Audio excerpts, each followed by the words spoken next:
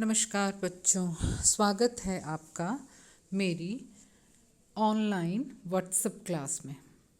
एक बार फिर से आपके सामने हाजिर हूँ स्वास्थ्य को लेकर। स्वास्थ्य एक ऐसा विषय है जिस पे जितनी चर्चाएं की जाएं उतना कम है, जितना पढ़ा जाए उतना ही कम है, क्योंकि स्वास्थ्य रोटी कपड़ा और मकान से भी श्रेष्ठ है।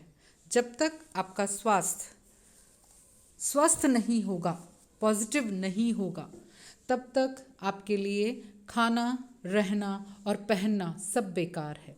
इसलिए इसी की श्रृंखला में हम आगे देखेंगे पॉजिटिव हेल्थ या विधायक स्वास्थ्य। सुस्वास्थ्य या विधायक स्वास्थ्य का प्रत्यय कॉन्सेप्ट क्या है? सुस्वास्थ्य की इच्छा सभी व्यक्ति को रहती है। उसे प्राप्त करने के लिए व्यक्ति प्रयत्न करता ही रहता है। सुस्वास्थ्य एक सुखद एवं अमूल्य संपदा मानी जाती है। जब यह अवधारणा आई लोगों के अंदर, ये कॉन्सेप्ट आया लोगों के अंदर कि ओढ़ने पहनने से पहले हमारा स्वास्थ्य है, तब लोगों को समझ में आया कि हमें सिर्फ स्वस्थ नहीं रहना, पॉजिटिव स्वस्थ रहना है, संपूर्ण स्वस्थ रहना है। बहुत सारे लोगों ने इसकी अलग अलग तरीके से व्याख्या की, परिभाषा दी। जैसे विश्व स्वास्थ्य संगठन के अनुसार उस व्यक्ति में विधायक स्वास्थ्य विद्यमान है, यानी पॉजिटिव हेल्थ विद्यमान है, जिसमें संपूर्ण शारीरिक, मानसिक एवं सामाजिक कुशलता पाई जाती है।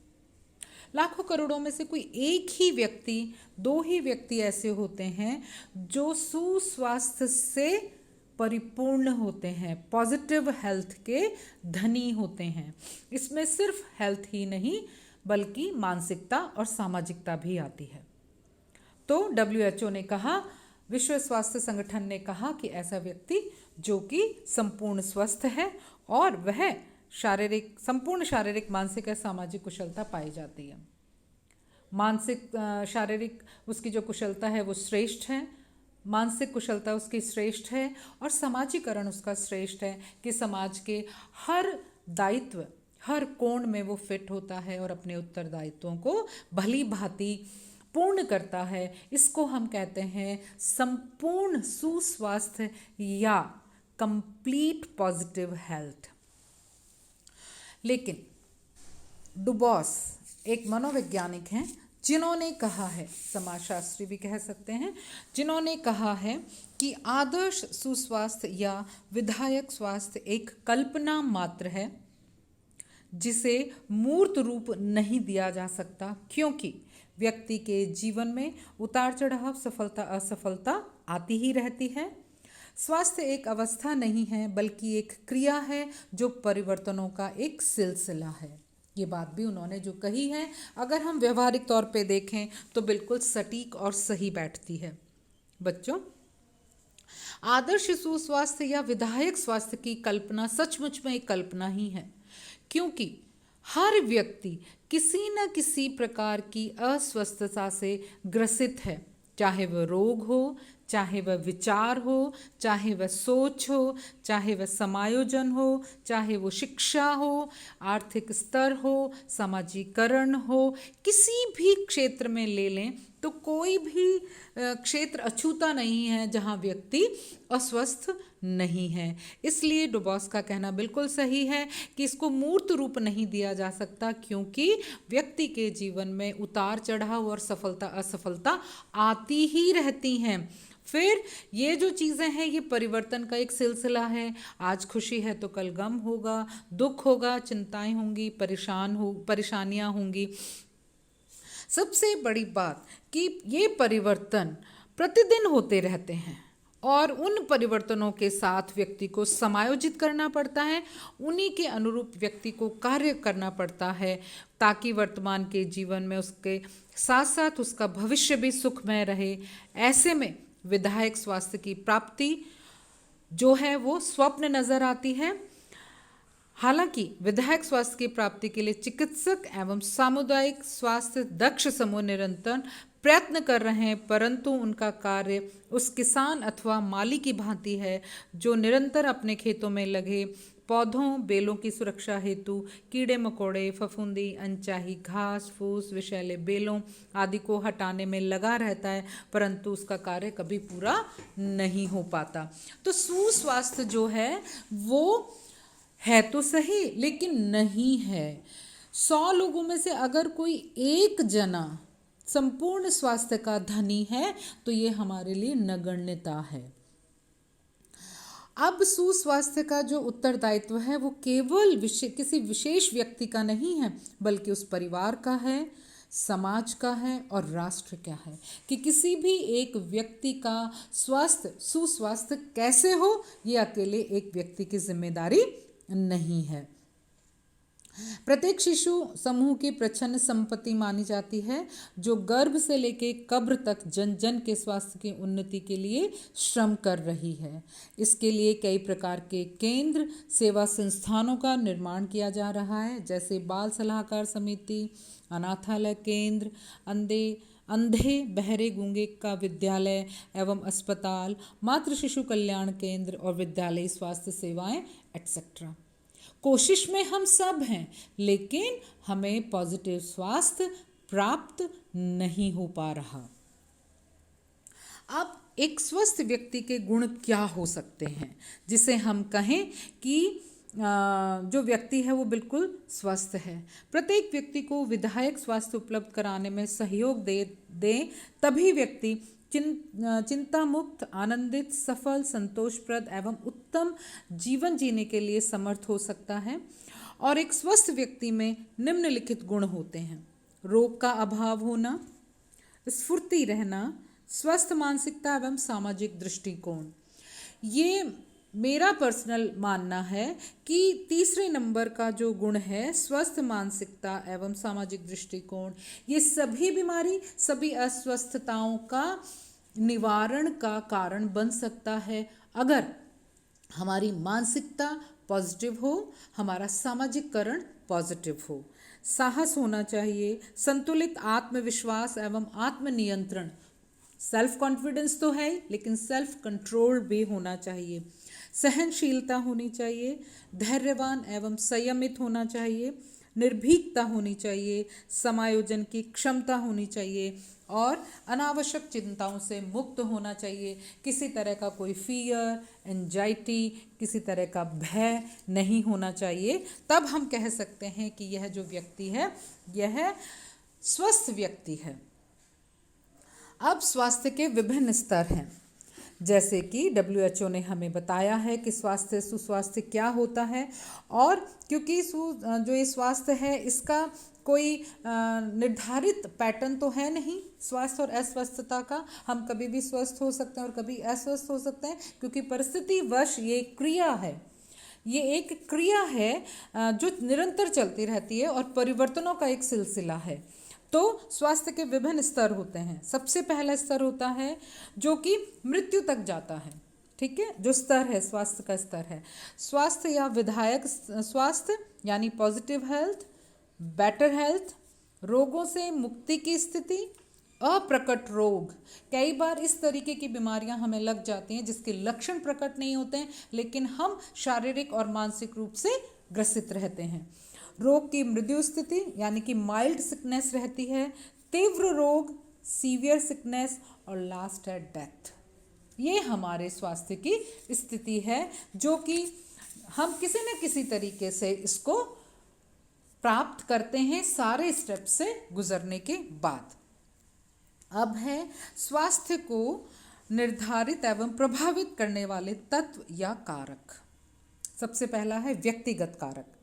ये जो व्यक्तिगत कारक है इसके अंदर जो भी मनुष्य है उसकी शारीरिक रचना एवं वंशानुक्रम जो है वो प्रभावित करते हैं। वंशानुक्रम से जो प्राप्त गुण हैं उसके आधार पर स्वस्थता जो है हमारा प्रभावित होता है। जब बच्चा माँ के गर्भ में आता है तभी वह बहुत सारे पैतृक गुणों को अपने साथ लेकर आता है जिसे परिवर्तित करना सरल नहीं होता है। जैसे अगर कोई मदर फादर डायबिटिक हैं, मधुमेह रोग से पीड़ित हैं और उनका बच्चा पैदा होता है, तो कई बार बाय बर्थ उसको डायबिटीज़ होती है और कई बार कुछ सालों के जाने के बाद, कुछ साल निकल जाने के बाद पक्का है कि उसको डायबिटीज़ होगी ही होगी, क्योंकि ये गुण उसको अपने माता पिता, दादा दादी या नाना नानी से प्राप्त होते हैं।